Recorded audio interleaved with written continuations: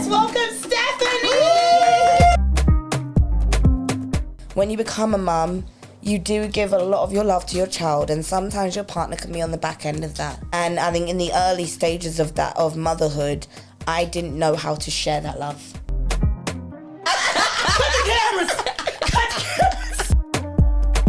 Because sometimes we can be single and still give real standoffish energy. True. So it's also about being aware of what energy are you bringing with you into these spaces.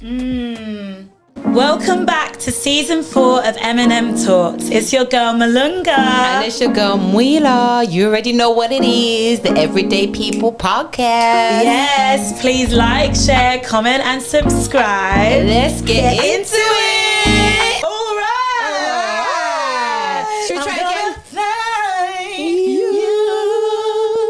Come on. Ready or not, Hey, here I come. You can't hide. Hey, I'm gonna find you. I'll take you where? And take it slowly.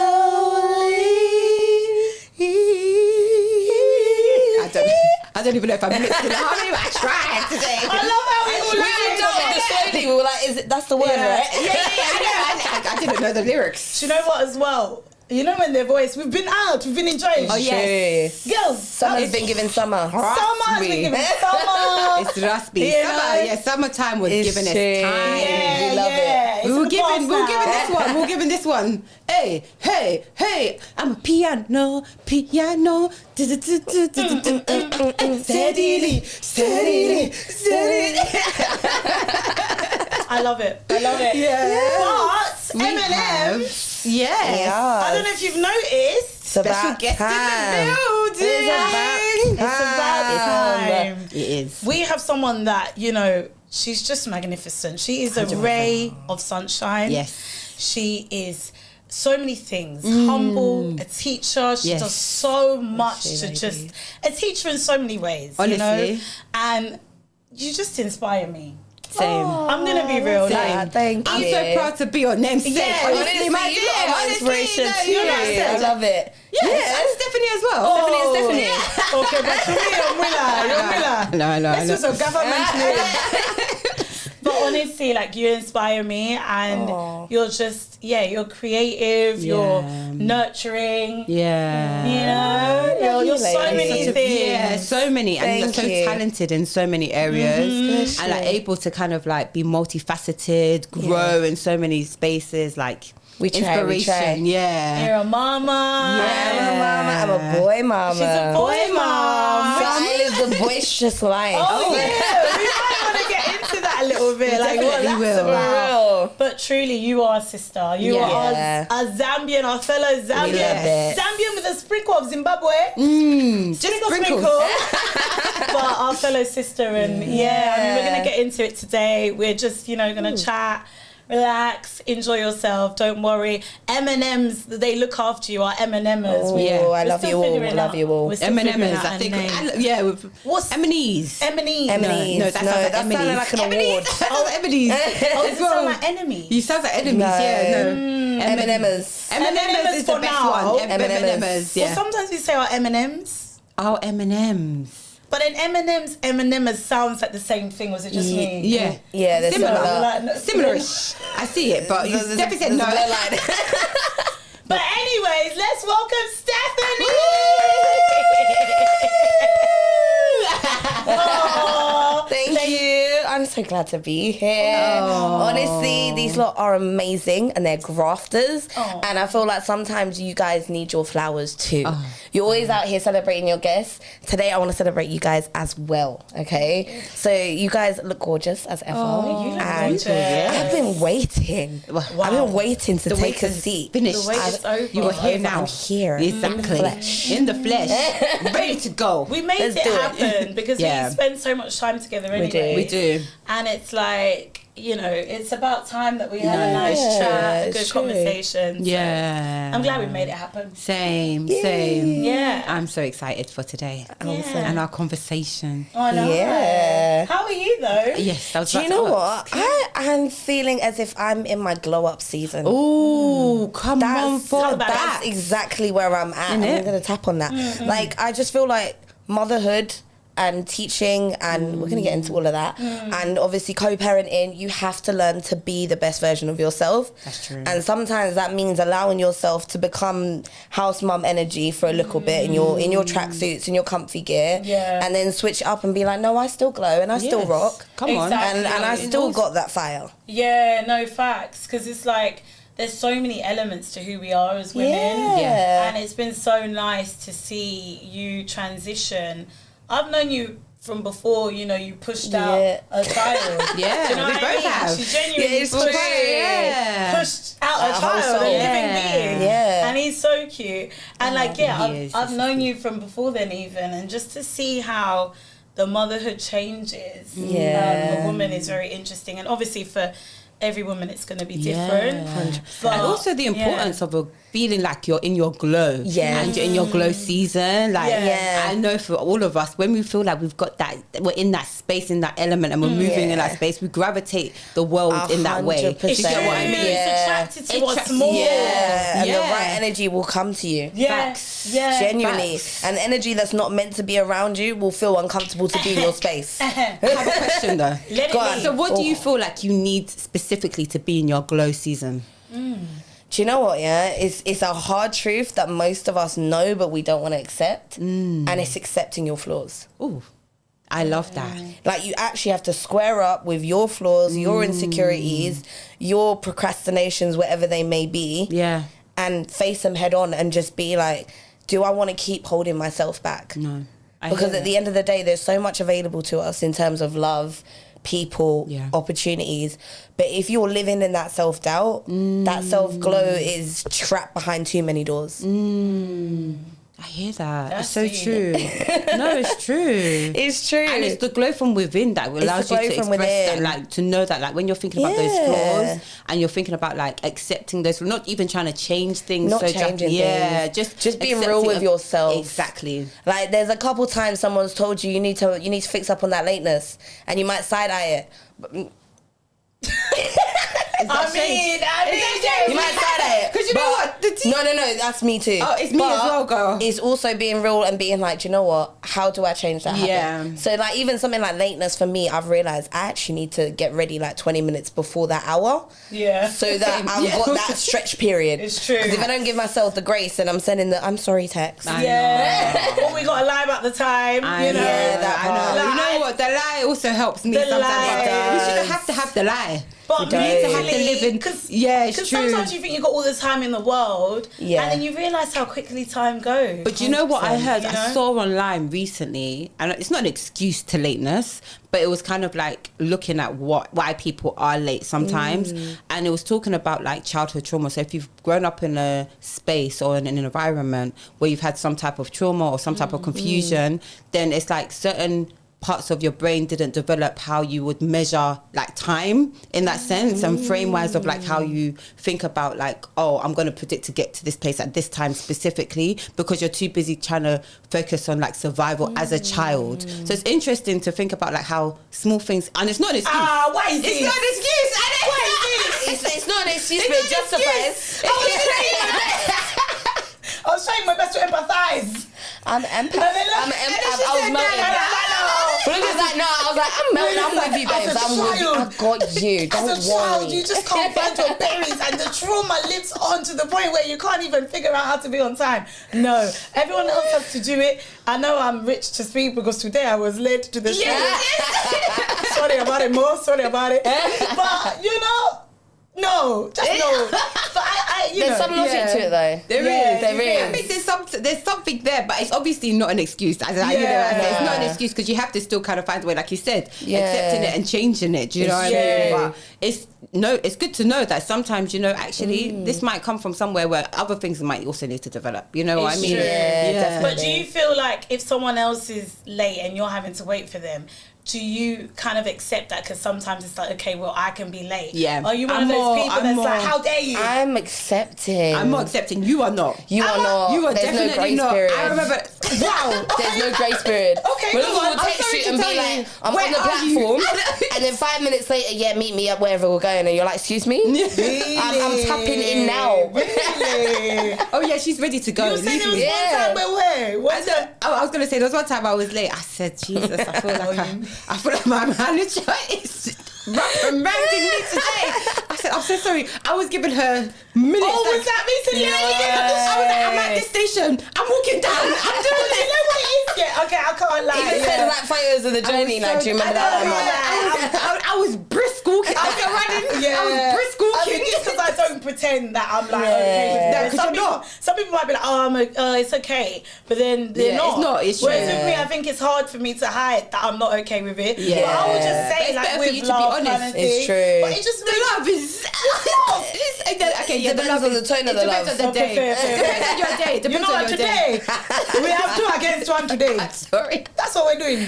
The But it's Stephanie's team actually, up. you know, because we all chill together and stuff like It's that. true. But it's nice. We know Love each other. to We know love. each other. We all It's roast. true. We all know how to roast each It's other. as equal. well. It's equal. And sometimes you need that hard discipline because if It's you feel like the true. person's going to be alright with it all the time, Yeah. you might end up just being casual about it all the time. You know what I that's mean? true. And So some, it's not good. Yeah, and some Yeah. things you're like, no, this is important. Yeah. I gotta be on time. Yeah. It's true because you're not going to miss that flight. Oh, We would never miss the flight. well, That ain't That happening. childhood trauma will not let us miss have that you flight. ever missed a flight? Yes, I have actually. And it was the saddest day. How? I didn't check in online. Oh, So when we got to the airport, the check-in gate was closed. So the plane hadn't left, but we couldn't check in because it was too late to check in. oh, so you were gonna check in at the airport? We were supposed to check in online. You can do it at the airport, but you got to be like 2-3 hours in advance. Yeah. Oh, So we were just in time to kind of go through security and get on the plane. to get on the plane. But Not we even hadn't check checked in. But usually what I would do is check in online or whatever. yeah. And the person who I was traveling with, Keish, I see you guys. I know she's probably thinking, I remember this day because usually she's the one that organises the stuff. And it was my time this time and I forgot to check in. Okay. I didn't realise, I thought I checked in, I hadn't. And so when we realised that we needed to check in, the check-in online had closed as well. So we had to check in person. When we got there, it was too late to check in person. Oh. Yeah, so we had to go back to the I had to contact my manager to tell her I'm not going to come back the next day. What? I had to we had to go back to the hotel. Oh, so this is We had to coming book back. another Oh, it was flight. coming back. This will come back to the UK. I thought it was leaving to go there. I thought it was even there as It well. was coming back to the UK. We're stranded. Are you sure you just weren't enjoying the sun? We were in. If you know what we were doing to miss that flight, I don't even want to mention it. We were doing relaxation. Too much relaxation by the pool. Can you So you had imagine? to let everyone know. I'm just plans had to shift. And money had to be spent. Oh, an extra day for the Extra hotel. and the flight. And the everything. last minute flight of that. Yeah, we couldn't just change the flight. Bless you. So it is an expensive. Have you guys missed a flight before? No. No, okay, that's good. I don't wish it on I'm anyone. trying to keep it that It's way a as well, sad not gonna thing. lie. It's a sad thing. But I'm like, shit. OCD with the time when it comes to I flying. know. Yeah. It's gonna be I remember when we you're went like, to I New know. York as well. And I'd rather sit there 2 hours. I'm not this gonna girl lie. was on the You're train, funny. but to be fair, I'm not even blaming you. We lost She was quite on the close train, together. yeah. She was on the train with my ticket, with my train ticket. And I was thinking, do you know, I don't even blame her because I'm running for this train. You were already at the platform, innit? So, Oh, yes. But you have my ticket with you, my Oh, train yeah. ticket. So I just had to tap twice. I had to pay for the train. Oh, twice. yeah. There's a cost to lateness, you know. No, there is. Yeah, it does. A big cost. There is. Yeah. It catches up with you. Yeah, that's why I do think it is important because also people see it as like, on a serious note, people do see it as a respect thing as well. True. Like if you were late all the time, it's like, okay, does this person value what they're doing? And I do think like time is money in that sense if you're really putting it down to it. No, it's true. But it's just like you can miss out on certain experiences and stuff like that. Like even when you go to the theatre, remember like it's like they will close them doors. 100%. There's been times where it's like no, and you've paid your ticket, everything. But And if you go to the wrong show, you play yourself because they really say you're waiting until we go on that first act. And you're like, finished. the whole first act. Yeah, and then you've got to sit in some room Waiting. where they Yeah. make you just watch And they it. close the bar. Oh, yeah. You've experienced this at that time. I've experienced You're this. like the bar. I'm low-key You're like a theatre nerd. Oh, So yes. when it comes to going to the theatre, I'm didn't know about this it. about I'm you. about it. Okay. But then you get there was one time, I'll never forget, I can't remember what show it was, and we were 5 minutes late, and they put us in this room, and they were like, you're waiting until the end of the first act, which, by the way, was an hour, 10 minutes. Yeah. 1 hour We were 10. 5 minutes late. Well, like 5 minutes past the start time. But 5 minutes late Only nonetheless. 5, yeah. Put us in this Past room. the start time, Past though. the start time of the show. Oh, Because you know they give you the opening they time. gave It's the grace period, but an we used hour that. before. Oh, 45 yeah. minutes That before. and then some. Okay. Yeah. But the bar shut. All you can get is the water that they've got on the stand thing. 'Cause the and bar's you're too standing there, noisy you for can the barely show. hear the screen. Oh. So I learnt my lesson. I'm early to the theatre Yeah. now. Yeah. You're like, and so Best that, believe I'm in my seat before the rest of the line. Yeah. yeah. I hear it, though. we learn the hard Gotta way be. sometimes. It's true. Yeah. It's true. It's true. But how are you, Marilla? Do you know what? I'm feeling blessed and highly favoured. Yes! I'm feeling that energy I from you. am. Do you know what? I just feel like life is just giving me cherries and blessings and Ooh, sweets. okay. Yeah, like I feel like nothing's really come, but it feels like things are good. You know, That's what we like. And I'm just happy for that. I'm happy for myself for that. You know. I sense that Yeah. glow from within. I just feel, I feel like that. Definitely. I'm feeling that, that inner glow and that inner sazz, So, Give it to them. How about, how about you? I'm good actually, yeah. I can't complain. Good. I'm all right. I don't know if I'm at your level, guys. Oh, I know, you're like, oh, so what's going on there? What's popping? Oh, I'm joking. No, I think I'm just calm. I've just been like, I think just in more of a reflective space. You know, when, you're kind of coming into a new season and you're just thinking, what's this season going to bring? Yeah. So I think it's more thinking, but trying not to overthink. Yeah. So I would just say I'm in a bit of a calmer space, but I'm grateful. I think I've been trying to practice having more of a grateful heart. Wow. Because that's powerful. Nice. It's so easy to always want more. Yeah. To be like, I'm not happy with where I'm at, or I need to do this, or how do I get more money? How do I get this? How do I whatever? But when you practice like just gratitude, you just realise like there's some people that would literally love to be in this Yeah, space. Exactly. true. It's true. It's true. Yeah. I And forget being that. comfortable in stillness as well. It's not easy. And that's the biggest time to grow. That's True. true. true. It's very true. Yeah. When you just allow yourself to be still It's and true. present. So yeah, like I think I'm just intrigued to see love what it. the rest of the year brings. And I all have, that. I have a question for you guys. Oh yeah. Okay. Do you have any icks this week? I do. You do. I do. Let our guest I guess go it's definitely going to first. take the charge. I Definitely what's your cannot ick? lie. Yeah. Anybody who is a parent, a godparent, you have a niece, a nephew, you're going to relate. No one warned me in parenthood, your child is your human alarm clock. Oh. Like human alarm clock. Like I'm talking this morning, 5:40 a.m. Hey. Mama, tap, tap, tap. Oh my god. Yeah, God. that's the reality. So that's my ick of the week is that I no longer understand the value of a lion. Like if I could have that, I would Yeah. really appreciate it. Like, I don't think that's going to come until... if any of you want to do a morning years. shift one day, I can drop little like 5 a.m, 5:30. 5 a.m. Oh, what are you talking to? Can we us? get I'm back, talking can to we the get two back of to you. Do you know what? get Actually, back to do you know what? that? Actually, I think I would enjoy it, for like a week or so. But then, For a week? Yeah. Because I'm taking her up on that offer. You guys are my witnesses. Mila owes me a week. a week in the summertime, because obviously I need to have the break off from work. But yeah, Excuses. I take it. No, with parenthood, you gotta make it work. It's gotta- true. It doesn't matter what You gotta- happens. you gotta it's true, juggle. it's true. Yeah. You can't just perfectly say, "Oh, now I'm free," and you It's got to true. experience I know, the I real know. parenthood. So Direct. 5 a.m. like 5. Like literally between 5 and 6:30 a.m. every day. I'm talking Sunday to Sunday. Like weekends, there's no chill regardless. But do you feel like it's made you appreciate the mornings a bit more? I'm not a morning person. Okay, definitely not. I've never been that morning person. Yeah. But I've learned to be awake in the morning because I have to. Okay. Yeah. You know, them ones like when it's work and you got to press snooze in the alarm a couple times, you're allowed. Yeah. But when it's a whole human being, You can't. and they're You just can't snooze them. yeah, Definitely not. they're really gonna scream in your face and get your attention somehow. Yeah. And that's a lot of energy. It's a lot of energy. So does he want food at that time? What's going on? Normally, In his little- I can't lie, he wakes up hungry. Okay. So it's genuinely play with me now and then feed me. Oh. So the morning is you get up and you're playing. Like in the morning, say 6:30 in the Routine, morning, yeah. I'm waking up, I'm reading at least 3 books. Oh. Like straight away because he runs to his bookshelf and that's what he wants. Oh, I love that. Yeah, he's a little reader, man. I love that.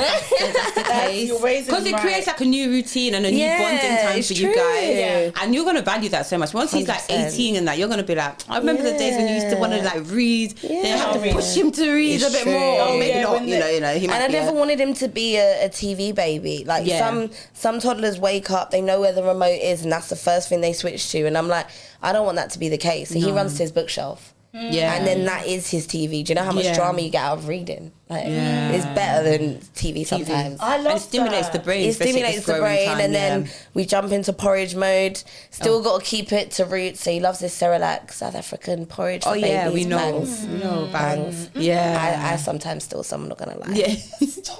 it's like semolina basically. Yeah, Semolina pretty porridge. much, Yeah. It's got like a natural honeyness to it. Like it's sweet, It's true. but it's filling. So he's getting his good Yeah. South African breakfast. 100%. He's sweet. He's a strong boy as He's a strong well. boy, Yeah. and he's active. It's But I good. love it. You're feeding him well. Yeah. He's well looked after. He's And the nourished. personality is peaking now. Like, Yeah. when the personality starts coming out, it scares you because before they're just like, they cry when they're hungry, when they want to change, whatever. Then when it becomes the cheekiness, which is now what I'm seeing, I'm like, you're so jarring, but I love it because I know you got that from me. Yeah. So I accept it. That's so You're cute. like, I though, know yeah. what size you're Yeah, taking like from me. it's a and- little fake cry. You'll get the and then you're like, stop it, Yeah, and then yeah. he's like, Oh, he's playing with you. He's actually he playing knows, he playing games knows. already. Already. It starts from young. I'm telling you now. Yeah. Oh my I'm telling you god. But now. it's so crazy to see like different personalities in baby. You Yeah. can really see it like in nurseries and things. It's like, they're so true. different and diverse, like based on that. I guess it's.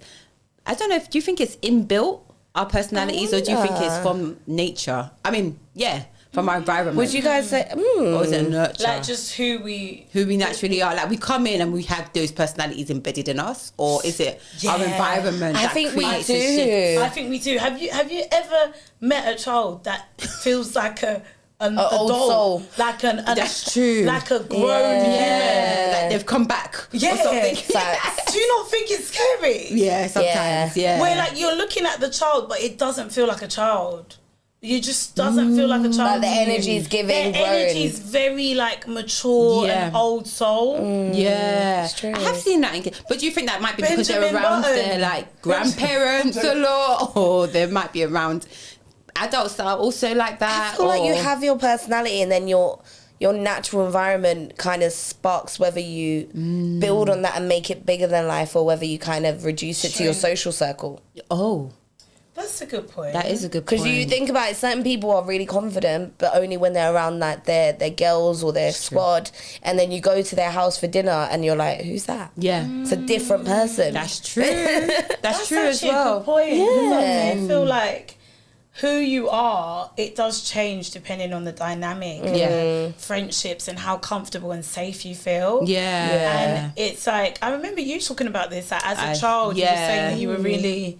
I think I was like very like bubbly growing Okay. up actually, and then I feel like I got to an age where I became a bit more like insecure. You know, you start learning certain things, and it becomes around your life almost turns into like, where am I going to find my tribe? Where am I going to find my acceptance? That type of Yeah. thing. And you're not thinking about it in that way, because that's my adult brain thinking about it logically. Yeah. But as a child, you're just thinking, where am I going to fit in? Basically, you know. True. And then you're like, oh, I don't feel like I fit in here. I don't feel like I fit in there.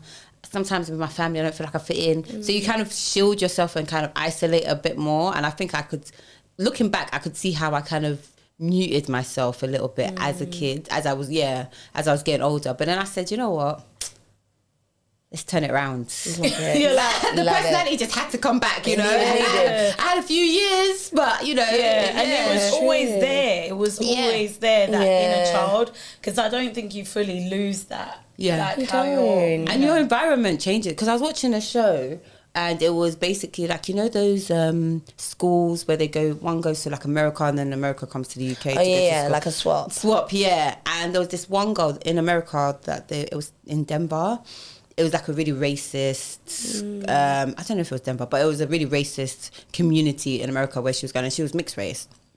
She is mixed race. When she came to the UK, she saw all these different cultures in the school. She became so bubbly, like more herself. She was like really talking. Like when she got back to America, she was just like to her mum, I need a flight back. Like and even the other kids that were with her in the UK, they were like, I've never seen her like this. Like, they never knew of her to be in that space. But it's because she was always getting racially like abused in her school. So it's like your environment can also like either influence the real nature of who you are, or can actually shield that as well. That's quite sad. True. Yeah. True. It's a reality. And it was so weird to see on the episode. Yeah, and I feel like some people, they go to a different environment and you just expand further. Yeah. You just become a different version of yourself. Where would you say is your best version of yourself? Where does that live? What environment? Oh, where does it live? I'm loving this. I love a city. I'm sorry. You are a York. city girl. New York. I'm a city girl. And I'm proud. I'm not going to let anyone shame me. But I feel like New York was just so amazing. And it just brought out such a bigger version of me.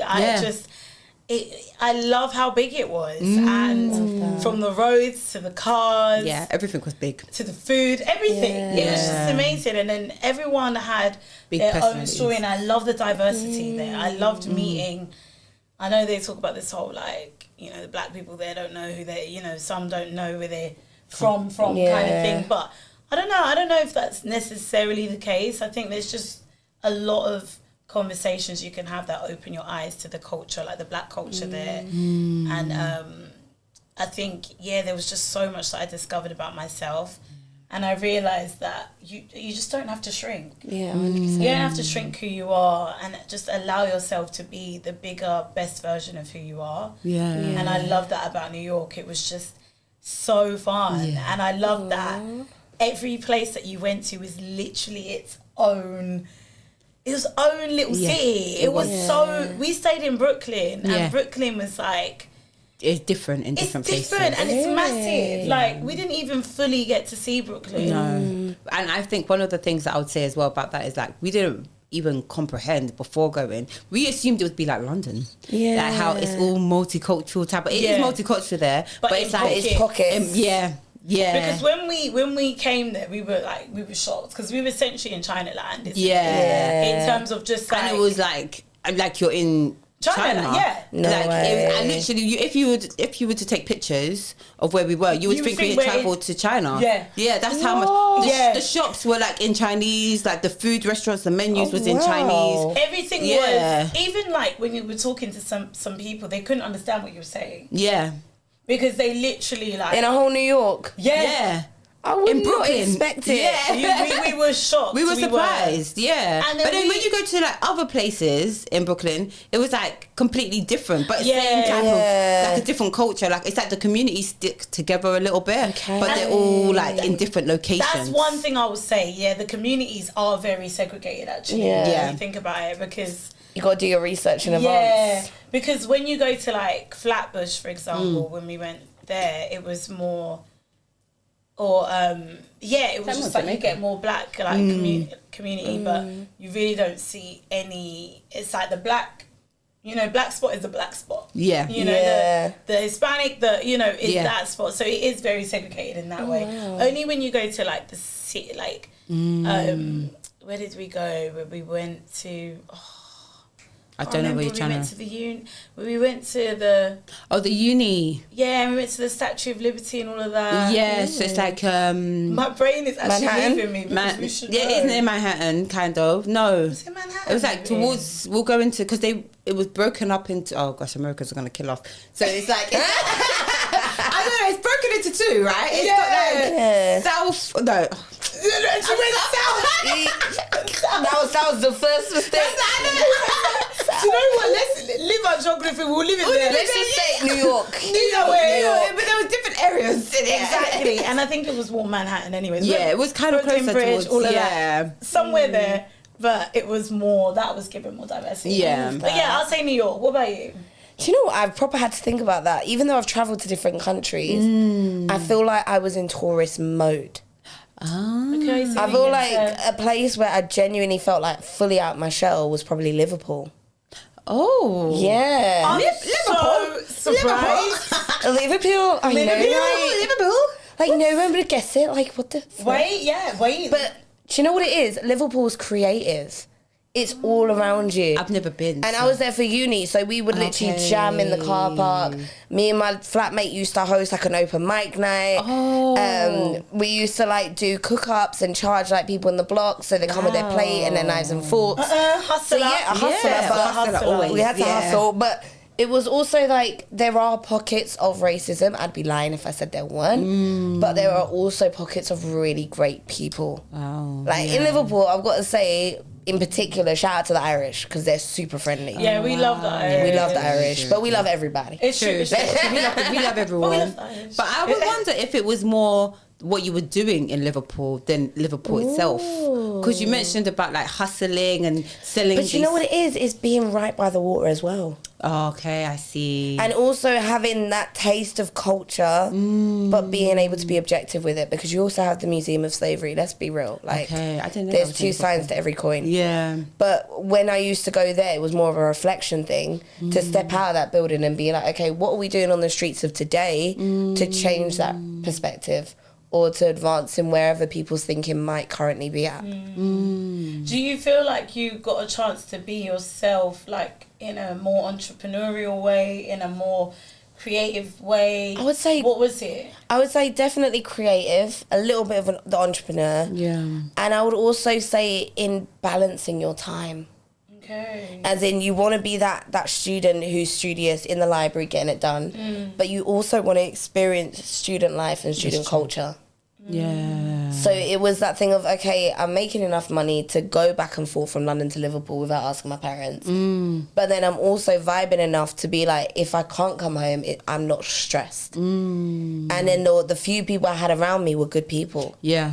So it's all right. Like, yeah, so it's... And do you think because it was your first time away from home I was about fully, to say that, yeah. was that what's kind of that created definitely that added to memory? it. Yeah. Because it was your first Yeah. experience of that. Yeah, in you that- in some can't ways. get a studio flat Yeah. for £500 a month in London. Definitely You'd be not. wishing.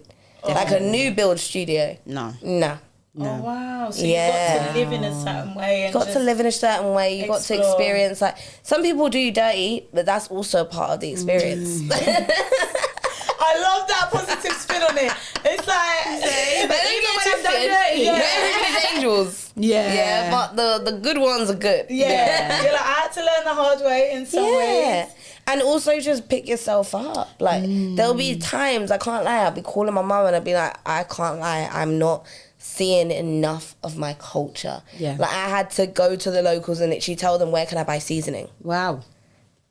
And Liverpool Because still- where I first moved in, Liverpudlians, don't get on to me, please. I was new to your space. But, like, when I first moved in, I wasn't seeing, like, your Afro-Caribbean shops. Yeah. I was coming back to London to braid my hair, to wash my hair, to even buy extensions. I was asking people to send it to me. Hey.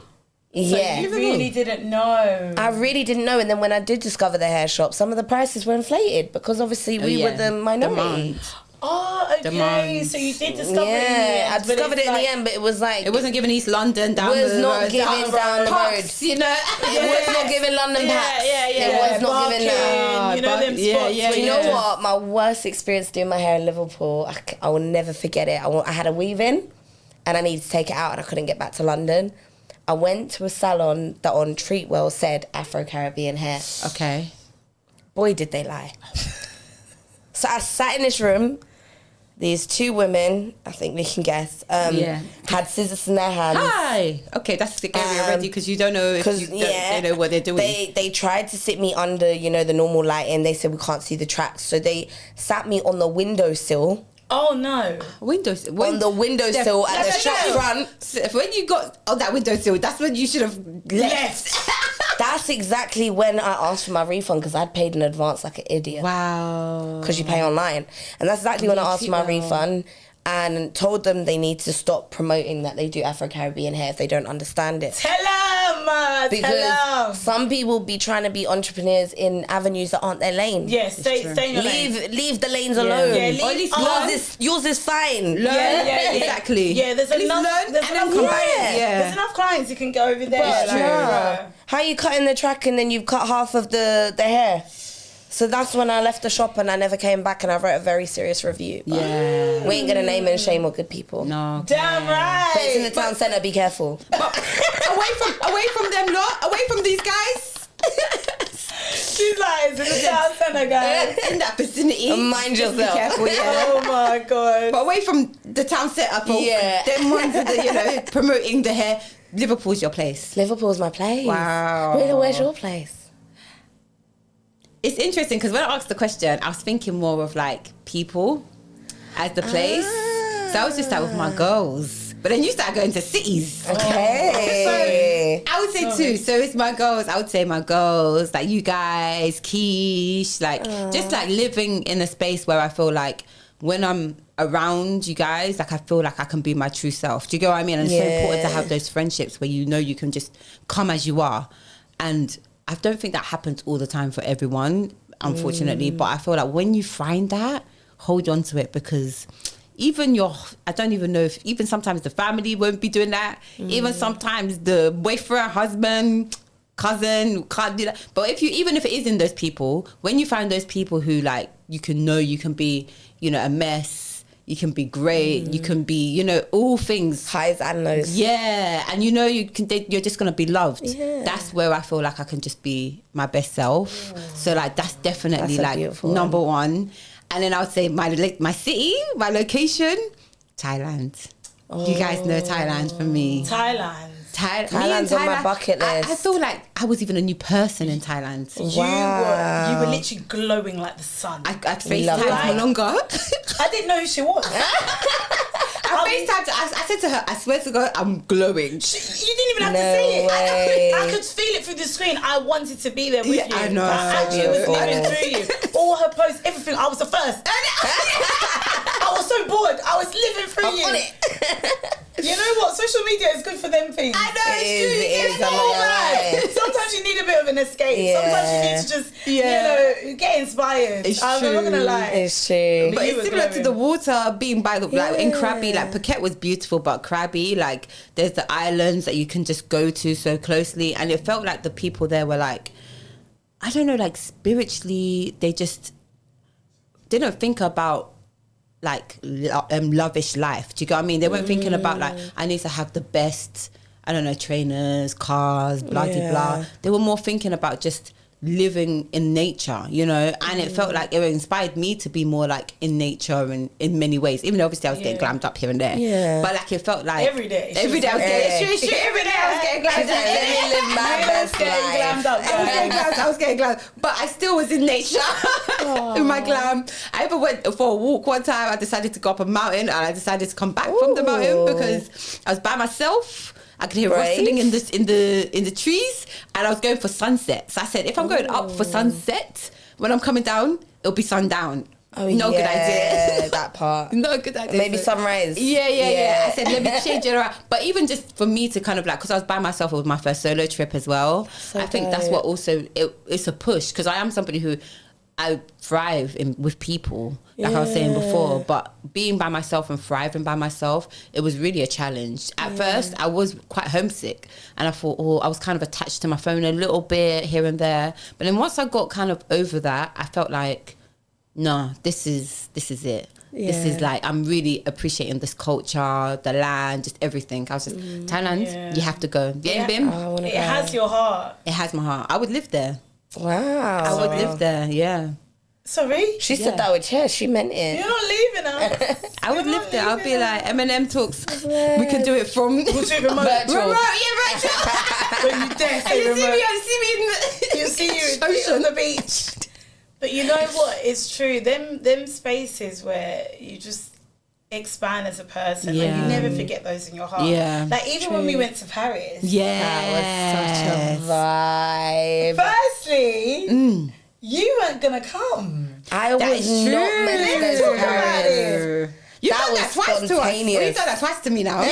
Piano people and Paris. Yeah, we're going to talk about piano people. But Paris. Paris. What made you come last minute? I said, do you know what? Why not? Yeah. I'll be so real. Like, when you just enter motherhood, there is that little bit of guilt to be like, if you take 2-3 days away, are you being a bad person, or are you actually making a good move for yourself? And then it is a mental health break in a sense, because you come back refreshed and ready for whatever you want to conquer or face. And it was girl time that I couldn't miss, and it was your 30th. Yes. Oh, She wouldn't have forgiven me. I would have been in the naughty corner. My 30th. how deep can your voice go? Really deep. Oh. That's not that. Let's hear it again. Really deep. Let's hear you. Hello. Mine can go deeper. My name is Willow. Oh. Imagine waking up to someone in the morning. Imagine. Babe, you want your coffee? I don't know. Should we just leave that jacket? I was can't gonna even say, like, my throat is even started to struggle. Imagine your baby waking you up. Mommy. She would be like, what's going on? What's going on? That boy should not be breaking yet. Not yet. You You've got a long time for that. So a side note, but challenge yourself, guys. How voice can you? How deep can your voice go? But literally, I'm Yeah, I was glad. spontaneous with it. Yeah. Yeah. It was such a I blessing. think I having you booked there it as well. maybe 3-4 days before we went. Yeah. Yeah. Yeah. I mean, do you think the judgment comes from other parents, other moms, other parents, that, for you not to have that time for you? Because, I think it comes from other parents, obviously. Sometimes there are some parents that are very understanding. But I think for me, it's also because I'm from quite a traditional home. Yeah. Where to my parents, it's also a thing of like, surely the only time you should need time off as a mum is if you're sick. And it's like, no. Yeah. Like, sometimes give yourself that mental health break. Sometimes give yourself that time to remind yourself that you're still a baddie. Like, you're a mum, but you're still yourself. That is always first. And you can't be the best version of yourself as a mum if you're not giving yourself love. It's true. Because your cup is like... If your cup's half Yeah. full, your child's going to pick up on that. Yeah. They feel your energy from miles off. Like, because I'm so smiley, my son's so smiley. Yeah. Like, anyone that meets him is like, oh my God, this boy's so happy. And I'm like, Yeah. we're always He's gonna smiling. You are. And playing And you're in a happy household, you know Yeah, what I mean? That's what's so genuinely. important. And taking that time out for yourself, it is important. It's true. And it should be valued, especially as a mother. It should be valued because you do so much as a mother. Do you know what I mean? Just being a mum and the name, the label of being a it's mum, full-time. it's weighted as well from the get-go. Yeah. I don't know, do you feel like that transition was like very easy for you? Like, as being Do you a know mum? what? I'll be so honest. At the beginning, no. Because I've always wanted to be a mum and I'm so grateful for my son. Yeah. But I found out just as I got promoted at work. Oh, So I just made assistant head of year. wow. And then I was meant to start in the role literally the following month, and I found out I was pregnant during that some sort of half term at the time.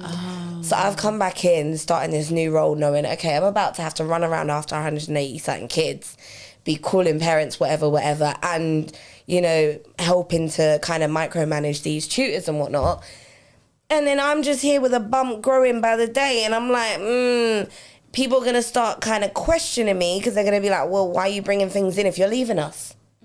And then the kids start asking those questions as well, like, oh, so miss, what, you're just going to leave us? And it's like, I'm not leaving you. Yeah. I'm actually becoming a mother. Yeah. Like, if a man goes on paternity leave, you don't go, oh, sir, you're leaving us. You just go, oh, safe, sir, congratulations. Yeah. But if it's a woman now, it's, oh, are you even going to come back? Yeah. The amount of times It's I heard that line, interesting. are you even going to come back? But is it because other teachers had left and not come back, do you think? I think for certain women, they are comfortable enough to have partners that say, you know what, you can stay home, raise our child until you're ready, and I'll take care of the bills and I'll take care of But you. in what economy? In what economy? You'll be Who is staying surprised. at home You'll be surprised. You need a partner that is going to be, you both need to be paying them bills. God, to give me that. Listen, I have a colleague who lives that life. Yeah, she had her first child. Imagine the husband said to her, babe, if you want to raise our son, you can stay at home. What's your salary? I'll pay it. Wow. God, you know what you can do for others. Do for me. I know. I see what you're doing for others. God provides. So why do I worry about my life? No, Wow. And for sure now, she's in her second year at home and he's still paying her salary. But that's also love as well, because he probably knows as a man, like he's probably seen or witnessed like what it is to be a mother and how difficult it is. But he was also a bit of one of them ones that's like, I don't trust strangers with my kid. Yeah. So that adds to it as well. Okay. So it's like, because you have to give childcare is a big deal. So it's like if you don't have, you know, like obviously in Zambia, there's the whole community is like raising the child. I thought about that. Oh really? It don't run no more. Yeah. They've made the whole system so complicated. So even when I was talking to family about the idea of like, oh, imagine if there was a cousin or an auntie or someone who could just come and live with us. To support, and it's like kind of like a living nanny. I went to do the research, and you can't have an au pair that's a family member. You can't get them in unless they're like doing a legit government registered working role. You're joking. So because technically they would be self-employed because they'd be paid by family, it's not adequate for a visa. Wow.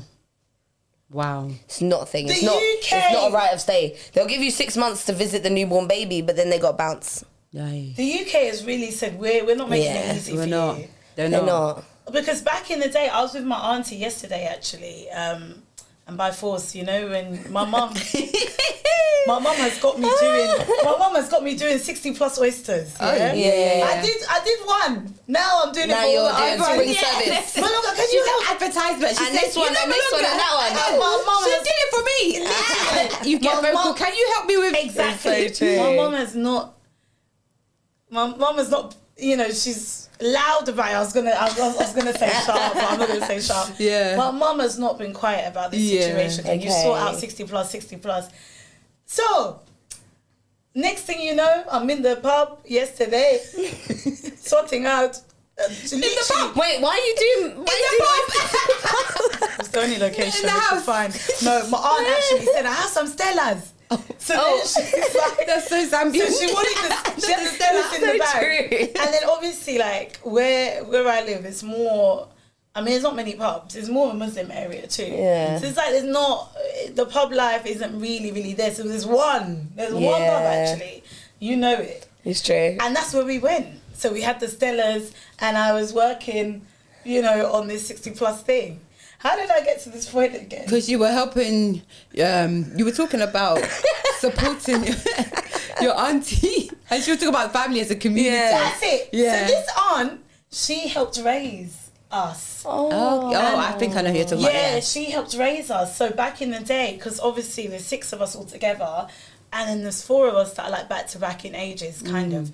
She came from Zambia to help support my mum. So we're actually quite close with her because she's done so much, and it's so nice. Like it was so nice to see my mum and her just chop it up, have the Stellas, me auntie's oyster. And you know what? Yeah, one thing I've realised is when your parent is asking you to do something, even though you're gonna huff and puff, just do it. It's not optional. 100%. It's not optional. It's even biblical. To obey your parents. It's true. And sometimes, it's in Proverbs. But it's come on. It's true. But I get sometimes we your parents are your second god. No, Proverbs 1 chapter 3. We can I think it's that one. I don't know. I'm not sure. Okay, first you're saying South is Someone here. will come in the comments. Someone come in the comments and give us the real verse. South is here. Now it's where? Proverbs chapter where? 1 verse 3. Chapter 1 verse 3. Let us know. Are you sure you didn't say 3 verse 1? Is that your final answer? It's my final answer. We're making that down. Yeah. And literally, like when I tell you, I'm glad I left the house, got out my comfort, stopped the huffing and puffing, helped my auntie with her 60 plus oyster. Had a little Stella as well. You even had Stella, you've been partook. And you know what? It makes you realise. Enjoy them. Exactly. And it just makes you realise that community and that family support is so important. It's true. She did so much for us growing up, and my mum. So it's really frustrating that you can't actually get that now. Like, you can't get family support. Because you're having to feed into the government, and you're having to use a lot of your own money to, like... And I think the problem as well is in Britain, we live quiet, sheltered lives. Everyone lives in their own bubble. Yeah. Excuse me. So even if we have family in the UK or in London, it's so rare that you'll call up your auntie who lives in, I don't know, Kent or Gloucester or whatever, and be like, oh, do you mind, like, I'm doing this on the weekend, could you take the train down? Because you just feel like it's going to be an uncomfortable conversation. So most people don't broach it. But then I don't know, because you don't want to also, I get it, because you don't want to make it feel like you're just using them for childcare, essentially. But then at the same time, you never... I'm joking. I love. You never, I love you. But you never know, they might be like more welcome. They want to see, you know, they want to spend time. So you just never really know, like, how that balance or that conversation will be. And it's also, It's mad, though. It is mad that you have to kind of... Do you feel like with your career, because you said you was going to be assistant head of year? Yeah. So in terms of your career, were you worried about that as a, you know? I was, and then low-key, I was rightly so. Because the heavier I got in my pregnancy, the less of the role I was actually able to do without kicking up a fuss in terms of getting tired or, pardon me, needing to stop for a break or just feeling like sometimes, thank you. Yeah. Or just feeling like sometimes as well, thank you, you don't necessarily want to always be the one that's delegating. Yeah. So you feel like I do need to be on this because it's part of my role. Yeah. And then for me, it was that bittersweet thing of actually going to speak to the people you need to and saying to them, do you know what, I really appreciate this role, but I'm not going to be able to commit as much as you need. But hold on, because... they gave you that role for a reason, because you're talented and you're skilled at your job, right? And talk about it. Is there not a way in which the school can create an adjustment or an ease? But they don't. Well, clearly, politically speaking, there should be a conversation had where it's like, where is the adjustment that can be made for me to complete this role, but also, or maybe can I have an assistant to support me in this role, or a deputy to support me in this role? That's Do you the see thing. what I mean? There is adjustments that can be made, and there are conversations that are had. So it's not like they go in blindly. So once you do let them know about the fact that you're due, they are really, really personable with that. Okay. So on that regard, I can't actually get onto them. But for me, it was that mental kind of balance between, all right, I need to really shout at this kid because he's just done something really silly, versus I'm not meant to be putting stress or pressure on myself in a third trimester. Yeah. So what's more important right now, this kid getting told that, you know, that can't run, or me thinking about the fact that if I let my blood pressure spike too much, then I might be doing a hospital visit to check up on my baby. Yeah. Oh my goodness. And it's up to you as that pregnant woman to call that shot. Wow. That one's not on your boss. And you know what? That's what we don't really and that's talk what no one about. talks about. We don't have these conversations. I'm confused. So why did you work up until that time? Because that's why I always get confused. So in my mind though, I would, like, you know, I'm having a baby, whatever. The first child, as soon as I find out, and then the struggle's coming out, 2 weeks pregnant. But the thing is, you only get an ideal situation. about time, a window for maternity leave, right? So you want to make sure that your maternity leave is with your baby. As much time with your child as possible. Rather than with your pregnancy. Yeah. I'm still confused. So for example, like, it's different in different careers, but in, like, teaching, you get a year's maternity. Well, up to a year.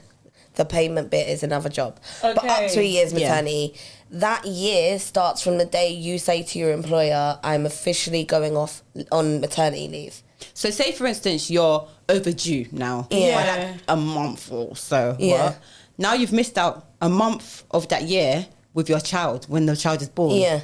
So now you can't have the full year with your child. So now you'll go back to work when your child is maybe 10 and a half months old. Yeah, rather than from when they were 1. Yeah. So you were trying to push it.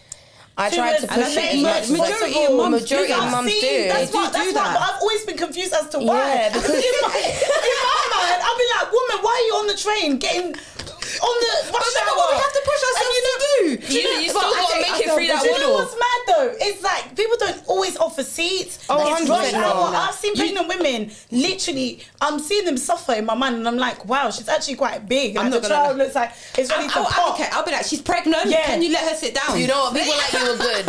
Because unfortunately, I got to say, when I got to the 3rd trimester and it was proper popping and it was heavy, it was young women that, for me, were giving up their seat the least. No. What?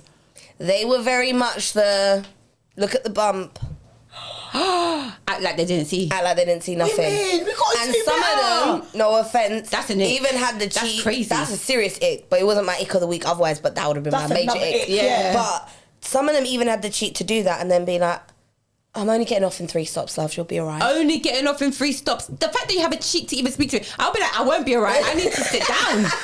This baby might come out now. I feel like Mila would say that. I'll do the pop dramatics. I won't even be like, oh. I need to sit. I would be. But yeah, I found it was genuinely majority middle-aged men and women, and young men. Good on you, young men. Like the men in their late 20s, early 30s are the most likely. For me, when Shout I was out the men. pregnant, that would give up their Even seats. this young boy, like, he helped in my bags, my shopping bags the other day. I said, you're raised right. Yeah. So Good thank man. you.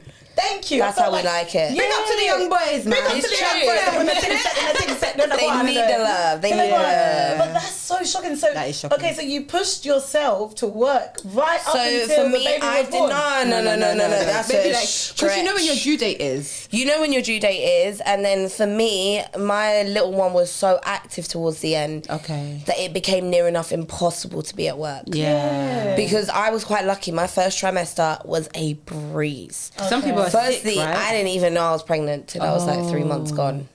Wow. Genuinely. That's another story. That's Yeah. another story. But then my 2nd trimester, I got a bit of the morning sickness. My 3rd trimester is when I got everything. The hot flushes, the needing to be sick, the constant needing to eat, the swelling. Like my ankle swelling was ridiculous to the point where I'd come home from work and I'd like literally be up on the ice. That's crazy. And I was majority of the time at my desk. Yeah. So even just that was still doing a lot apparently. Because even, you know what's crazy is that like, you see women who do like things that are like, that are, like it's crazy. Like, she's like, what you saying to me? Monica says, I don't care. As soon as I hear I'm pregnant, I'm out. Don't give me that maternity leave She was now. even when I went to her house, I remember seeing inject. You had to inject yourself. Yeah. She had to inject herself. Aye. She had to inject herself. It's the finger that's getting me. Ah, what the heck? Yeah, it's hard, and one of the most blunt shocks to me about, well, maybe not all hospitals, but the hospital I gave birth in, is as soon as that baby is here, they want you out. Yeah. Like I gave birth, and within an hour, 1 hour of That's meeting my crazy. newborn son, they said, "So do you mind if we just move you to a public ward now?" Huh? Because I was in a private room. Like there's other women that need to give birth, and I said my son just arrived. It's a rolling He door for them. just landed. Like the boy's not even 2 hours old, and they were like, "Yeah, you can go into a general mixed, like not mixed ward, like a women's ward with other women that have had children." But within maybe an hour and a half of my son being here, and bear in mind, like for me, I ended up having a C-section because my son was just. He was difficult. He decided he wanted to wrap the umbilical cord around his neck just before I was meant to give birth. And then, like, that just made it difficult. So I'm there trying to have a natural labour. I was in labour naturally for 25 hours before I had a C-section. 25 hours. 25 hours. It could be long. What? It can be Trying to push him longer. out? Trying to push For him out. 25 hours. Yeah. When do you start pushing? You start pushing. You don't start pushing until when you're fully cervix dilated. Yeah. So is it 9? How many hours were you trying to push? Well, I wasn't pushing. I was having contractions. Yeah, but some people have contractions. Go to the hospital. They're told to go back home. Yeah. Some people will genuinely have contractions for days, not a day. Lucas double thinking. So contractions are like tightenings kind of thing. It just feels like you're cramps. Like really tight. But you have contractions when the baby's ready to come out. Yeah. So you know that your body's getting ready to deliver this child. But you just don't know whether it's today, tomorrow, or the day after. Yeah. Okay, so you were having the contractions. So I'm having the contractions. We've gone into hospital because they check how you're dilated. Check how much you've dilated. Yeah. Kind of thing. How much is it that you need to be dilated? I think it might be. This is probably a really silly question, but what do they mean by this dilated? What's going on? Can I be? Yeah, you can go on. Sorry, viewers, but it's life. This is how we all came into this world. It's true. Women, you see what we're going through. They quite literally open your legs and put a flashlight there, and use a little measuring ruler that's quite bendy, and quite literally measure how far apart your lips are spreading. Yeah. Well, inside. Oh. Scientists, that was a terrible explanation. But for viewers, it should make sense. I'm seeing it Yeah. So they do that. So that's what they mean by dilate. So if it's too far gone, because before you dilate, your cervix is really like tense and really stiff, like it doesn't want to expand. It doesn't want to naturally expand. Does your water break? Your water breaks way before, isn't it? When you have the contractions, for me, my water broke mid-contractions. Okay. So my contractions started and then my water broke. Okay. Oh, okay. But when your water breaks, it's not like TV when it's like buckets of water everywhere. Yeah. No. It just breaks. It just breaks. Okay. Yeah. But then it's just like you had to go to the toilet and you didn't get there quick enough. Oh, okay. I see. Yeah. Pretty much. Depending on each. So then, so they're measuring. She's like, going back to the measurements. Wait, could you? Like, is it at risk kind of thing? Like, could you end? Because you know when you hear basically, like, you have to be careful. Like, do you have to stop at a certain point? Do you see what I'm saying? If you stop pushing, at a certain point, then you can suffocate them. Yeah, and you can also kill yourself. Now they're getting actual natural oxygen. It's not yours. Okay. And you could hurt yourself as well because you're like. But then it's hard, isn't it? Because then I think my mum. I don't know. I think it becomes dangerous as well. Because if your baby's basically on their way out and you stop that pushing motion, then you're also going to cause yourself to bleed more than you need to. Yeah, that's true. And if it's internal bleeding, that's even worse. Yeah. You'd actually rather the blood you see. Yeah. Okay. Than the doctors coming out with just a lot on their hands. Yeah, that's crazy. Yeah. So you were pushing for how long? And you don't want to put too much pressure, not pressure, what is it, trauma on? Yeah, you don't want to put trauma on the baby, yeah. So I wasn't pushing as such. I was having contractions, which started off... She had a C-section. You had a C-section. Yeah, C-section, yeah. I had contractions which started off really mild. To a point where at first I didn't know I was having contractions because I genuinely have a high pain tolerance. Okay. So at first... I'm there, and the only reason I knew I was having contractions because I was already hooked up to the monitor machine where they put the little cords on your belly thing to track his heartbeat and mine and all of that. Then they were like, you're having regular contractions. And I was like, no, I'm just hungry. I'm hungry? She said, I'm hungry. Like, I know my body, I'm hungry. I know my body. And then they were like, no, love, like I can show you the sheet. You're having contractions, your baby's coming. And I was like, then why do people make it look like a big deal? Imagine if she was at work. Oh, then a few hours later, I took my words back. Wow. Because at the beginning, I thought it was really mild period cramps. Yeah. By the end, when I tell you, I felt like someone was trying to pull, like, from my spine and my stomach in opposite directions. That's how it felt when I was at the core of my contractions. When Keish... Oh my God, bless you, sister. She said I didn't. When my friend was giving birth, God bless you. Well done. Thank you. That is an achievement. It is. Like now, that is an achievement. Yeah, and I just remember like it got so bad that I was like, I don't know whether I need to sit down, stand up, walk, bounce on the yoga ball. So I was there with my baby father and my mum, best birthing partners I could have asked for, to be honest. and they're both in the room cracking up at me because I'm dramatic in general, innit? So imagine me in labour, it's hilarious. I'm a drama teacher, so me in labour was hilarious because I was like, just stop it now, just stay inside, I'm done. Oh my gosh, they're cracking up at you. And my mum's like, he has to come out. And then my partner, like, my baby dad at the time was like, he has to come, Steph, like, just calm down. I was like, you're not doing it. Yeah, you're like, I was like, you're not doing it. How dare you? Yeah. And then he's like, she just needs food. And I was like, then go and get the food. And then they're like, no, in case it does become a the room has to stay safe and clean and all of this. I was fuming. So I'm just there side-eyeing the nurse. I was like, do you know what? I just need to be alone with my family. So then when the contractions got really bad, the only thing that actually worked for me was music.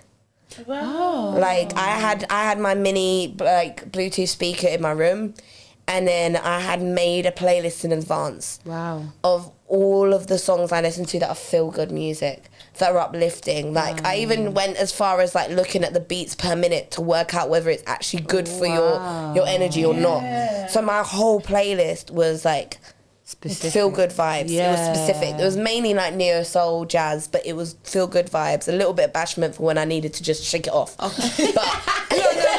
But it's a mixed playlist. It was a mixed playlist. And then in the end, I didn't even know that playlist was going to end up being public because obviously when I had my C-section, they're like, oh, do you want to bring your music in the room? So I was like, yeah. It's the scariest thing. No one warns you when you have a C-section, right? I kid you not, about 12 doctors walk into the room and just come in and they're like, hi, I'm Dr. So-and-so, hi, I'm Professor so-and-so, hi, I'm Dr. This. It's overwhelming. And it's so overwhelming because they all have specific roles in the birthing. And then the anaesthetist, I can't say the word, it's my list. Yeah, the one that like kind of numbs you or whatever. Yeah. Oh, no, numbing, sorry. We kind of had bad energy before I went in because she didn't like the fact that, I'll be real, I questioned her. Really? Because I always planned for a natural birth. I never planned for a C-section. Yeah. So nothing on my birthing plan involved a C-section. So it was only once we were a day and a bit into labour that they said, I'm so sorry, you're going to hurt yourself, you're going to hurt the baby. We've got to put you in a C-section now. Wow. So I only knew I was having a C-section an hour before my son was born. Wow. So they let you have all these contractions for... Yeah, because they said, oh, for some people, naturally just takes time. Oh. And then it was only when I left and I did my research and I read on it and they said actually for certain communities like black women, they assume that we have a higher threshold for pain. Yeah. So where for some people that are of a non-ethnic group might be rushed into a C-section within 10 to 15 hours, black women can be brought into a C-section after 20 to 30, 40 hours. And that's why the death rate can be so high. And that's why the death rate can be so high because they assume that, oh, you know, just grin and bear it.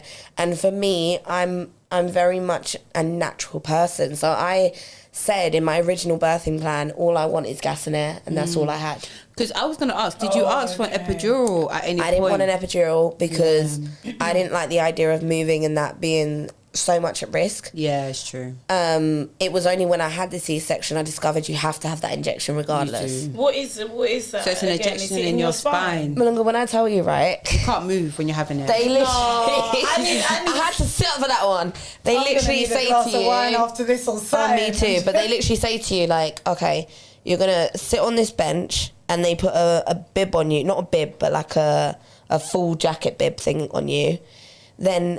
they ask you to bend your spine and there's a hole in the middle of this like apron where the injection has to go. The injection's about that long. Yeah. I've seen maybe longer. I've seen them. Scary. And they tell you... How have you seen this? And they literally tell you... I've done my research. And they literally tell you, I just want you to try and think about not being stressed, not being worried and stay as still as you can. Because if you move, you can become paralysed. You can paralyse yourself. You can become paralysed. And while this is happening, I'm still having contractions. Yeah. So she has to be still whilst having contractions, whilst, you know, baby's coming. And also whilst adapting to the fact that all of a sudden you're in this really bright room with 12 people in like surgeon get-ups on them. and you're just seeing metal tables and white walls and this group of people just telling you, in about 45 minutes to an hour and a half, you'll be giving your baby a cuddle. Just chill, you're fine. So, question: when you were like told that, okay, you're gonna have a C-section, did they? Because it seems like they just rushed you into like instant choices that you had to make. I felt like they read me the book and then threw it at me. Oh. Because they tell you, obviously it's for your safety. They tell you that you're allowed to refuse it, but if you do so and anything happens to you or your baby, they have no liability because you refused to take the safe option. Wow. So you felt pressured into it? In a sense, yes. And then because it needs to happen now, it's just a thing of where they come to you with loads of sheets and just read you all this information. But you're already, you're already in a daze because you're already you're going through a lot. You're not going to be in your right mind. I'm not in my right mind. And that's why I say it's so important who you take with you. Yeah. Because there were moments where I needed my mum and my baby dad to be my voice of reason. Yeah. Because they're your second pair second pair of eyes and ears. And also there were so many moments where I just wanted to be out of pain. Yeah. That was my priority. I was just like, I'm in pain. I just want it done. To end, Like, I want to meet my baby, but I just don't want to be in pain. And then I remember lying on the bed, I'm like completely numb and stuff. And the anaesthetist, whatever her name is like, see, told you I'm good at my job. Can you feel this? No. Do you trust me now? I'm like... No, but the thing is I don't like about medics. Medics with attitude. They can do one. Yeah. Yeah, because you've been through a similar experience. With like medical, but I'm not even to get into that. But when you've never had it, you're nervous. Yeah. But like, so you ask questions. Being mean, like them not being. Yeah, because I was asking questions and she took it as, raw, you don't trust me at my job. But the thing is that when you're somebody who's like I don't know, I can't remember the title of her role, you need to be able to communicate with people. You have to have people skills. Yes. And people skills for women who are about to give, birth. Who are nervous in pain, nervous, scared, all these things. You need to be reassuring, caring, understanding, regardless if they've got questions. If they're questioning you, that's a good thing because it's showing that you're thinking about not just yourself, but like your child from beforehand. You know what I mean? You have to question. It's true. Do you know what I mean? It's not like if somebody was to come in now and you question it. Do you get what I mean? Your health. Yeah. Yeah, when they've got that attitude, especially when you know there's so many like possible ways it can go wrong, and someone telling you, okay, I'm gonna numb you from your mid chest all the way down. Yeah. And if it goes wrong, you can be paralyzed. Yeah. And you've signed a waiver to say, I accept.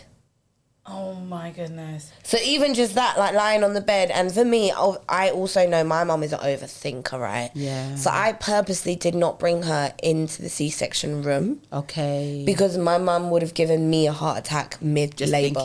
Because I know how she is. I can read her face. I can read her energy. Yeah. She would have been questioning them while they're doing the procedure. Yeah, you need. Do you get what I mean? Because how partner at the time. My partner at the time. How much do they cut? Is it a big cut? It's basically like similar to the needle, so about that much. Oh my God. But if I'm completely honest, it just feels like someone's tugging at your clothes. I think that's the worst feeling in the world. Mind you, who's tugged at your clothes? Who's tugged at your clothes? What primary school trauma is this? Nobody has tugged at your clothes. She was playing tug of war in PE. She's like, it's just the worst feeling. Really, it's like I've been in labour and I just get it. I've read every book. I get it. I understand. No, but it's not the contraction. I just feel like I'm not even bothering with that. I'm not even gonna think about it. But then, like the tugging, because the tugging. When people say it feels like people are tugging, but your internal tugging, yeah. Imagine inside is like somebody's pushing around your organs. How I can explain it? It's a bit like pins and needles, but in your stomach. Oh my goodness! I can't even. Well, you just want to tap it out. It's not painful. It's just irritating. It's one of those where you have. You just kind of want to be like, yeah. Can I stamp it out, kind of thing. Yeah. Okay, so how was it when you met? Yeah. Your golden boy. I know. Your bundle of Look at the smile. Look at the smile. I know. Okay, after all the because it literally is like I've been someone's birthing partner, and when I tell you, I've never seen love like the love when a child is just born. It's unconditional. It's I've never seen it before. It's a different level. It's like the energy energy in the world is just different. Everything. It's like the world has stopped. Everything stopped. Everything That's stopped. all I cared about. The pain is changed to I love. forgot about all those contractions. I forgot about the fact that I was stressing about whether I was about to be paralysed. I just said, "Did my arms work?" They were like, "Yes." And I just remember, like, as they were pulling him out, I just kept repeating, "Oh my God, my baby, oh my God, my baby, oh my God, my baby." And then they lifted him up because I said, they ask you beforehand, like, when he comes out, do you want to see that or do you only want to see them when they're cleaned up? But I personally wanted to see as soon as he came out. So as soon as he came out, I mean, it is a little bit gunky and stuff, but like as soon as he came out, I saw him. And then my little man is definitely a little man because he peed on 3 doctors as soon as he came out. That's what they get. They were doing pass the parcel because imagine he peed on the surgeon. He's like, oh, and then he, oh, mum, here you go. He said, look what you did to my mum. Literally. But I got him on my chest. He was crying his little eyes out. And I started bawling. And I was like, I'm so in love. Wow. I just remember saying, like, to my partner at the time, I said, I've never been in love like this. This is what love is. Yeah. You're like, No offense. You're like, nothing compares. But like, I had my son on my chest for the first time, and I genuinely just felt that sink of like, this is my person. Yeah. Like, this is actually my person. Like, this is my life. This is what everything's about now. Yeah. And as soon as he connected with my chest, he stopped crying. Wow. So he's crying as they're holding him, and then they bring him over to me. He stops crying, and then I had a little cuddle with him, and then they were like, "Oh, Mum, we need to cut the umbilical cord and whatnot." So his dad cut it, which was really important to me. I was like, "I want you to have that moment as well," because I think it is a shared experience. Yeah. And then they cleaned him up a little bit. They brought him back to my chest, and I was just bawling with him. Then he just immediately held onto my pinky. Yeah. And I was just like, I'm your mummy and I love you so much. And I still tell him that every day. Oh my God. Honestly. You're not going to make me cry. My makeup looks too nice for that. No, but honestly, my son is my love, my joy, my love, my heart, my everything. Yeah. Which is why it's really hard to be a mum in the park when people don't want to play with your child because you want to pop them. I'm like, that took a turn. Yeah, you want to play with my child. You want to be like, I know he's a good person because I've raised him. Yeah. Play with him right now. Play. Yeah. So you're just like, now. But you got to be peaceful with it. But no, on a real, like after giving birth. But it's real. All of that numbness, all of that pain that you feel.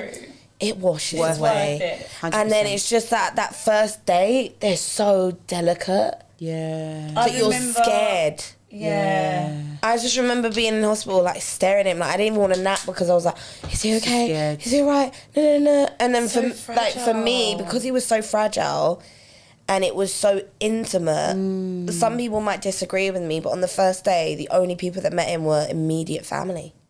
No, I don't disagree with that. Like my parents, his dad's parents, his dad's brother, and that's it. And then the day after, it was like, oh, by the way, I've given birth. But that first 24 hours, I wasn't even sending out messages to be like, by the way, he's here. Yeah. I was just watching him. Like I was just living in our bubble. Yeah. And I personally wouldn't have had it any other way. Yeah. Because I saw women in that shared ward who brought friends and family immediately, and they were so overwhelmed and they were exhausted, and let's not lie, like you're still bleeding afterwards. Yeah. Some people, they have to have stitches. Some people need stitches and everything, and crazy. Like you can't even take yourself to the bathroom straight away. You can't walk, all of that because of the C-section. Yeah, so for me, I needed it to just be people that I was immediately around, because I needed that peace of mind. I needed you to know that you're going to trek all the way to this hospital, you're going to sit by my bedside, I'm going to smile at you, and then I'm going to doze off because I'm exhausted and I'm coming off all of these numbing drugs and whatever. Do you know what I mean? So I just needed trust that they're gonna... I needed it to be a small enough circle that I felt like my son was safe and I was safe. And how long did it take you to fully feel like recovered from experience? Because I remember fully recovered is a while, but I would say I was able to kind of get up and down the stairs in the house. Right? Well, away. After a certain amount of time. you're not allowed to leave the hospital with your baby until you can take yourself to the toilet, and they measure how much you pee. Okay. They measure how? They give have you to a pee in bucket. I was going to say tube. You know, like a sick bucket. Yeah, yeah. But on it, it's got like markings, like 50 mils, 100, whatever. So you have to produce a certain amount. No, fair. To be allowed that to makes leave. sense though, because Yeah. they don't want you to go wanna home, rush. and then when you go home, you've got It's God true. forbid. So you were like, how long But in terms of like being on my feet, I would probably say about 2.5 weeks. That first 4 days at home, oh my God, my family were my rock. Because I needed help with everything. I even like, sorry, this is to all of you women, including you guys in the future, when you have a baby, do not pack pajamas that are trousers. Pack night dresses. Because you cannot put trousers on. It's true. It's those little things that you really Like, everyone's like to me, oh, just pack comfy trousers, comfy shorts. I couldn't put them on. All I wanted was the dashiki. baggiest Or night like dress. a- I lived in dashikis. I wanted baggy night dresses and dashikis. Or the muumuus, you know, and the muumuus. Yeah. All of my trousers, shorts, they stayed folded in that bag for the whole maternity stay. Wow. Yeah. I didn't even put on like pajama trousers until I was probably 3-4 weeks at home. Wow. Because do you know how awkward it is to bend on that new wound? Were you nervous to see it and to like, I didn't want to see it. Yeah. I didn't want to see it. And unfortunately for me, it got infected as well. Oh no. About 5 days once home. So that was horrible as well, like going to different doctors, and you have to get second opinions because some of them have really, really weird ways of solving an infected C-section. Like Some what? of these I'm even people- scared to ask. Right, all I'm going to say is I called 111. They told me go to the urgent care centre. Got there, saw a doctor who thought I should put iodine. What is iodine? It's like a brown stain, like chemical over my wound For what? But like, what to does that apparently do? clean it. Hey. That is mad. I went to my local pharmacy. They said we don't sell this. We don't stock this in our borough. Hey. And you know what's crazy is that it's just They said it's not safe. It's not safe for human skin, yet alone near your intimate area. and imagine You now. always have to get second Imagine now opinions. they did sell it to you and you used it. Imagine that. And then imagine when I went back for a second opinion from You a should- different doctor. I think you should actually report that person. That's so true. When I went back for a second opinion from a different doctor, they were literally like, no, you just need like a salt bath or whatever to like wash it out, and then we'll just re-bandage it every other day or whatever. But the first person could have actually put me in serious infections. Yeah, you could Because if that went into my wound, I would have had internal issues. Jesus. It's just crazy. It's mad. I Not feel everyone like should be doctors. Facts. Realness, like, I not feel like everyone- sometimes they should, like, certain doctors find it like a pride thing. Yeah. But I think it doesn't hurt to ask for a second opinion. Yeah. Yeah. It really doesn't. Yeah. I know they're Or do busy. extra I training. respect that they have a lot to do. But that's wild for him to But say. I feel Something like that a with pharmacist certain says. things, they need a second opinion. Yeah. But Because why am I honestly- being told that I should drive an hour down from where I live to find a pharmacy that stocks the medicine that they don't sell in my borough? No, that's crazy. Yeah, that That in says itself is a lot. red flag. And even the That fact says that a the lot. pharmacist said it's so dangerous for, like, that should be something he should know before offering that prescription. I But hope do you know have that what I'm- prescription with his name on it. Do you know what I'm I might have to realizing look as at well? in the Though? box for that. I'm realizing that it just takes a lot of courage to be Yeah. a woman, and Yeah. for so many different things and reasons, and it's not a joke. Like, when we're going through certain things, even you mentioning family and having that support, because I could only imagine someone going on that experience by themselves. That's crazy. Or I would going be so through- scared. Yeah. And it's like to have support and to know that there's people you can talk to, that people that also are your rock. Yeah. You need it. It's so key, because another thing I was going to say is even like when we went away and stuff, what was really nice, because I saw you, you know, quite early on, like in that journey as well, when your baby was so tiny and now he's like When walking I was so around. shook to hold. I was so scared. I was I like, can imagine. I was like, I don't want to drop this. Because they're It's so scary when they're fragile. tiny, yeah. But like, And they got the scrunch, that newborn scrunch, and literally like that. Just don't even, it's so sweet. But to see how far you've come in going through all of that, and just your journey as a mum so far, and just like what I've seen you overcome. Honestly, like I always say it to you, but it's like you can't be hard on yourself because there's so much different bits of judgment sometimes with the way people might parent or whatever it is, and even like, and we definitely need to do we need to touch on more like when we continue chatting, but even the fact that figuring out co-parenting, figuring out dynamics, and figuring out what are my boundaries and even being brave enough to say I can be a full-time mum and I can be a full-time teacher and I can do both and rock them. Come on. And you've been doing that. I've been doing that, and I feel like sometimes people doubt themselves and they say, but there's so many extra responsibilities, there's no way I could go back into that workspace and be the same woman I was. But you're not going to be the exact same woman you were. Facts. You're going to be better. I was going to say. Woo! You're going to be better. Yeah. Because more now you understand boundaries. Yeah. Because now you understand purpose. Because now you're an empath. Because now you're maternal. Yeah. Because now you're a time manager. Yeah. You plan in advance. Yeah. You're eager. Yes. You hold yourself to account. Come on. These are values that some of them I had before, but they definitely heightened in motherhood. Yeah. And I think as well, like, we were even talking about this on the way here, but there's certain friendships. Yeah. Oh. Let's talk about it. Oh. Should we enter in part 2? Yes. Let's do it. Friendships. Yes. I like that segue. Yeah, saucy bit. Time, because when a man knows that that's his wife, He knows. he knows. Saying is, it doesn't mean because someone is showing up and serving every day and, You need to be having that foundation of being able to do the longevity with me and want to choose me and me want to choose you in that long changes with our life. Do you get what I mean? Thanks for listening. Please like, comment, share and subscribe. We have been MNM Talks.